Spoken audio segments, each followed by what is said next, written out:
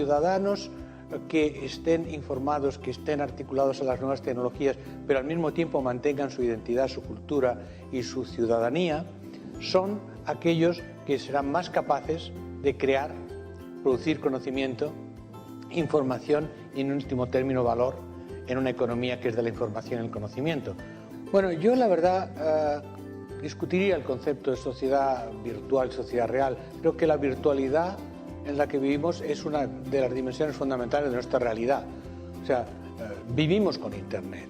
No vivimos en Internet o para Internet, pero con Internet.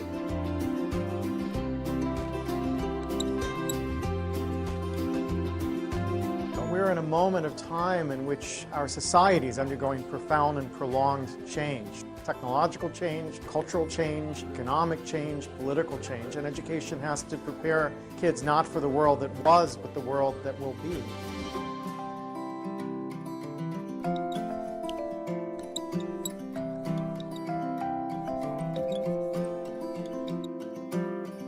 And human resources are like natural resources. They're often buried deep. You have to go looking for them. They're not just lying around on the surface. You have to create the circumstances where they show themselves. And you might imagine education would be the way that happens, but too often it's not. Every education system in the world is being reformed at the moment, and it's not enough. What we need, and the word's been used many times during the course of the past few days, is not evolution, but a revolution in education. This has to be transformed into something else.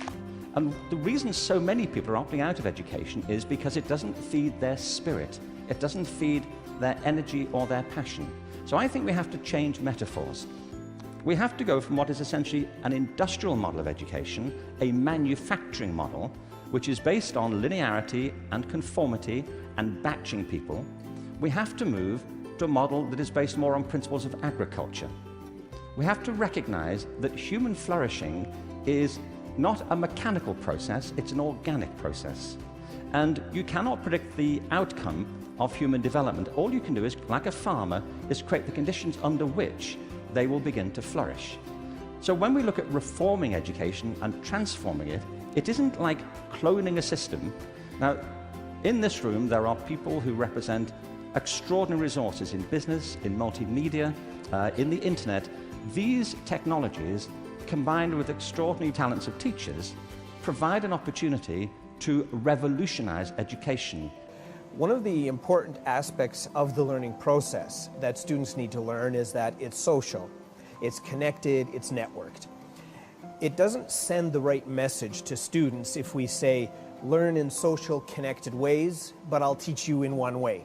So the importance of teaching together is that it gives students a multidimensional experience of knowledge. It teaches students the importance of being connected and collaborating with others in activities that we're involved in. What's different today, I think, is that the knowledge pieces are fragmenting more rapidly, and there's more fragments than there used to be. So what used to be, let's say, a 200-page textbook might today be a 5-minute video on YouTube or a 10-minute lecture on a different site. So the knowledge pieces are smaller now than they perhaps were in the past. But the interesting thing is, once your knowledge pieces become smaller, there are more configurations available.